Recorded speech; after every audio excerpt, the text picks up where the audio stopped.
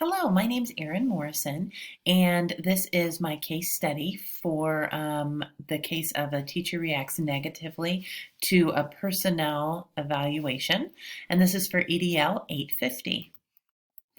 So section 1 is summarizing the case. So first of all, the people involved are, you have the principal. We don't have his name, but we have the principal of the school, and we have Mrs. Stevens. She's the underperforming teacher who just went through an evaluation.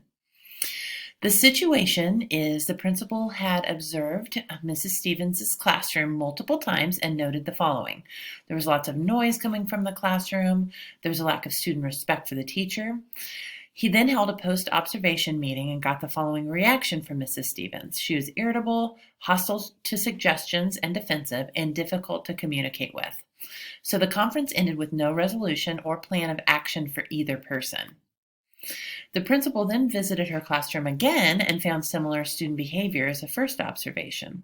So he left the observation without commenting on her performance, and he decided to recommend a non-renewal of her contract so that she wouldn't be granted tenure. He left a note in Mrs. Stevens' box to visit with him the next day after classes.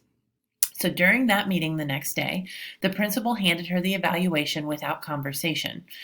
She looked at the form and denounced the evaluation as inaccurate and unfair.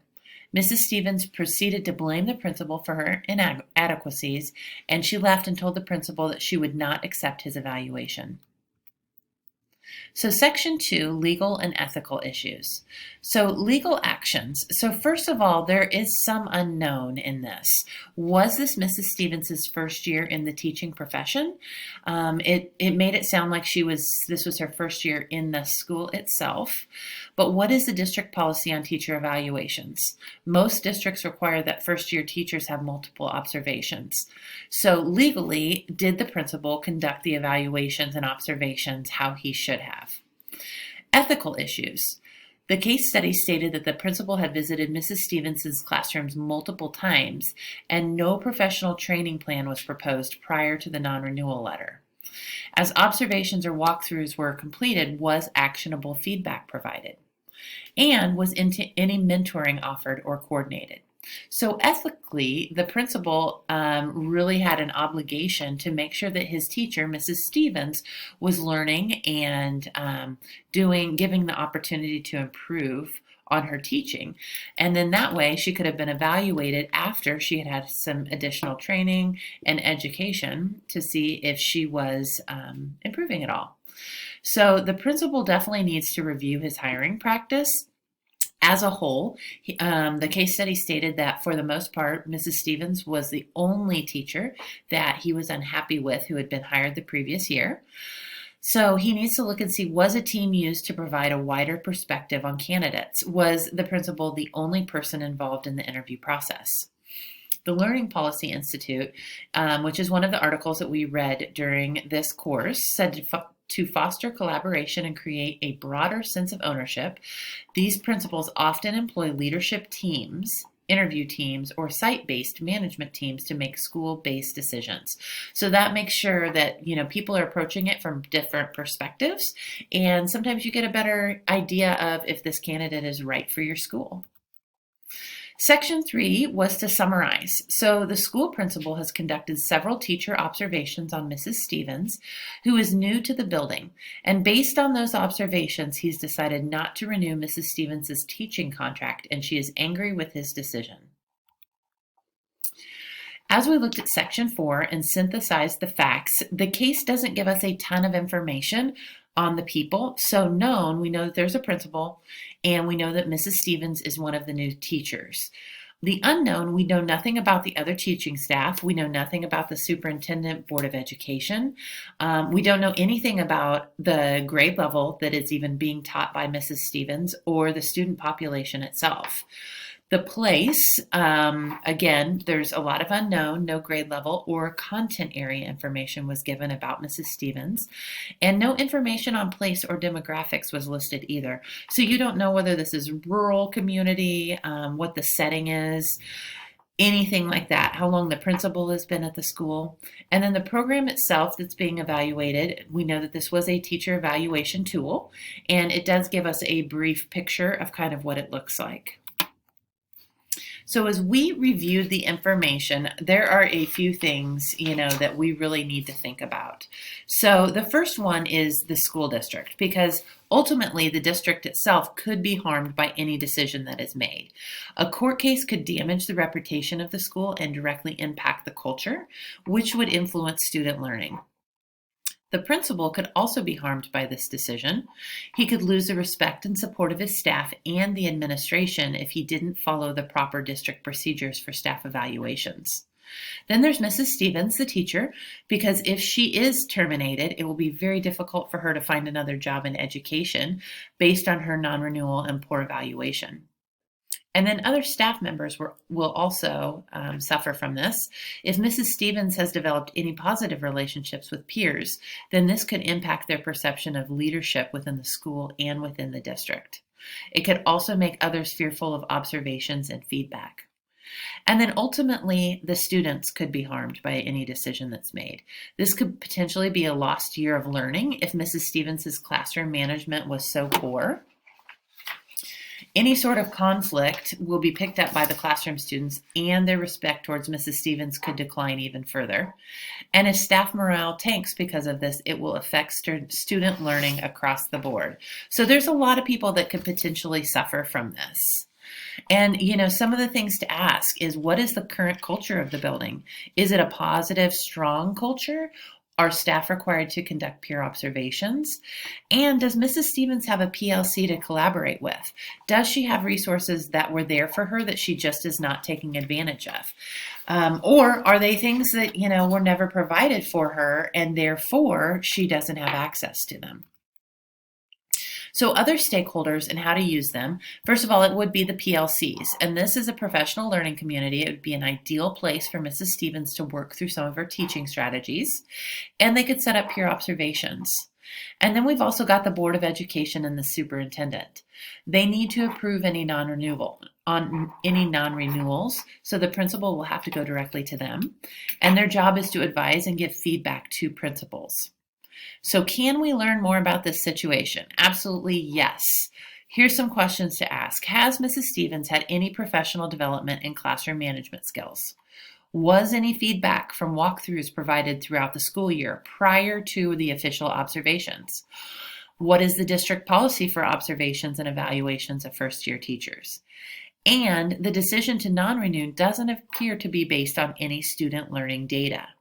So do we know enough to make a decision? In my opinion, the answer is no. Without the above information, you cannot know if the principal made the correct decision, both legally and ethically. So now we get into a couple of options. The first one is no action taken. So that would mean the existing evaluation is turned into the Board of Education and Superintendent. Mrs. Stevens is terminated. She'll receive no professional development to improve her teaching skills and classroom management, and ultimately will struggle to either find a job in the profession or leave the profession altogether. Option 2 would be to create a teacher improvement plan. And so this would be to take the existing evaluation that the principal has completed and create a teacher improvement plan. So this would be working directly with Mrs. Stevens to identify specific areas that need improvement, develop action steps for professional learning, and create a schedule for Mrs. Stevens to conduct peer observations. This would be a great learning opportunity for her. And then it would also include the collection of data throughout the school year that supports the improvement or lack of improvement that is happening in the classroom itself. And then the principal would need to provide clear, actionable feedback to Mrs. Stevens throughout the process. And then at the conclusion of the teacher improvement plan, then it would be determined if resignation is appropriate or if tenure is going to be awarded. And then the third option would be a policy change and review. And so this would be the Board of Education and Superintendent would make the decision of termination or tenure based on a review of the procedure.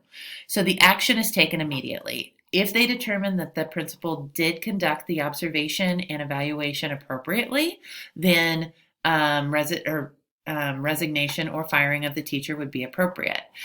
But ultimately, what needs to happen is a complete review of the procedures that are put in place. They need to clearly define the process for both formal and informal reviews, and that is all things that lead up prior to the official evaluation.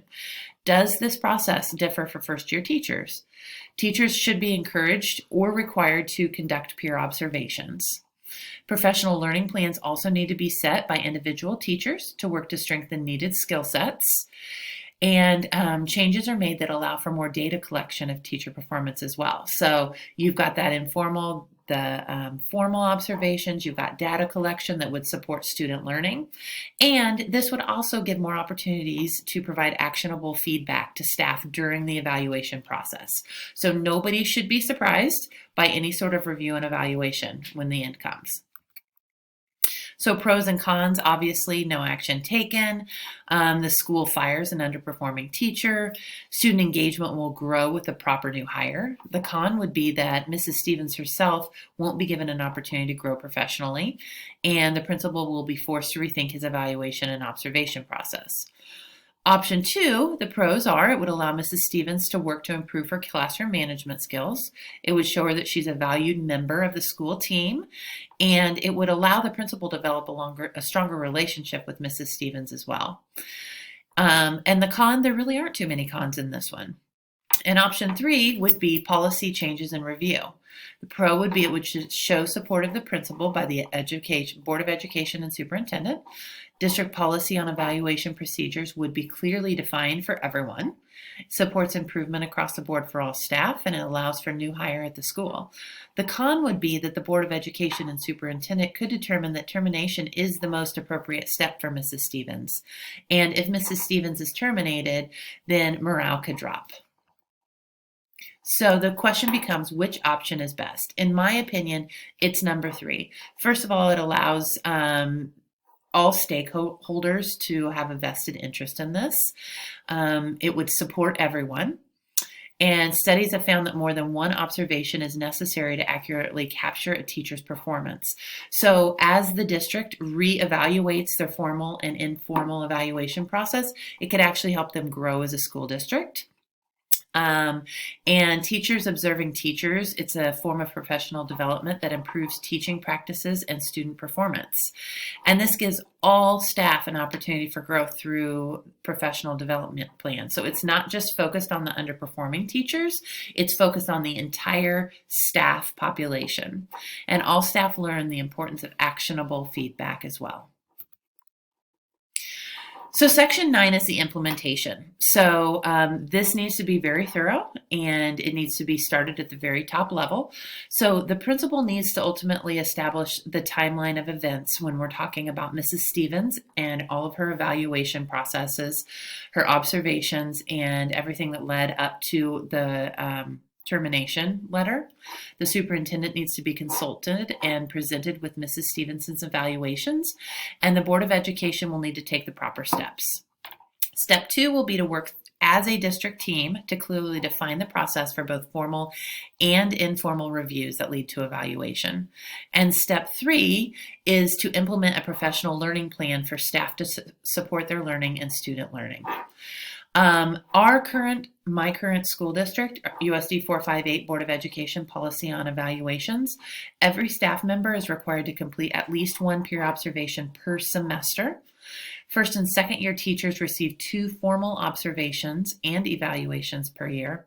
And then seasoned teachers have 1 formal observation evaluation per year, and these include a post-observation conference. So the idea is that the combination of unofficial peer reviews and official observations by building administrators have a major impact on student success. Using fellow teachers to spark conversation and elicit thoughts on teaching and behavior strategies is a fantastic piece of sustained professional learning. It also allows for constant reflection of our district-wide evaluation tools, and it's essential if we truly want to impact school improvement. We also need to ask ourselves how we as building leaders can continue to build our own leadership skills to be better. Why is this important? When a district takes the time to implement thoughtful and intentional professional learning plans that align with goals of buildings and individuals, it will also improve the school culture. And research has shown that continued professional development of teachers is the key to improving a quality of education. And the creation of effective long-term professional development plays directly into student success, creating a positive building culture where staff feel supported, and also plays into this theme.